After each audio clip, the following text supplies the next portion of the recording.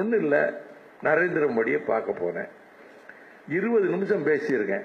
உச்சகட்ட அரசியல் கொந்தளிப்புல. வாடா நாயே அப்படின்னு சொன்னேன்னா நாய் மாதிரி வாழாட்டிக்கிட்டு அங்க வந்துருவண்ண. தெரியுதா என் கடவுள?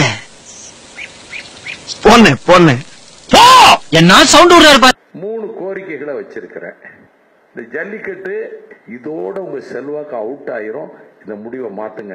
இன்னைக்கு தான் நான் சொல்றேன், Vaiko definitely I will reconsider. இங்க பாருடா, அந்த சட்டத்தை அவர் முடிவை மாற்றியதுக்கு காரணம் வைகோ.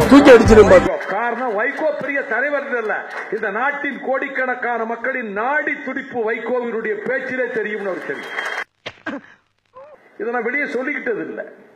எனக்கு நல்லா வரும் வேண்டாம். இப்ப ஜல்லிக்கட்டு வருதுன்னா அதுக்கு அடியன் தான் காரணம். அடியன் தான் காரணம். அடியன் தான் காரணம். அடியன் தான் காரணம். கத்துறது இருக்கிறவங்க சும்பையா இருக்கிறவங்க அமைதியா இருக்காங்க. அதுக்கு நிறைய பேர் சொந்தம் கொண்டாட வந்துருவாங்க. நான் செஞ்சதுனால, நான் மதுரையில போராட்டம் நடந்ததுல டெல்லி கிடுகிடு திரிச்சிடுவான். வாய்ப்புல கத்தி அப்படி சுத்தவா.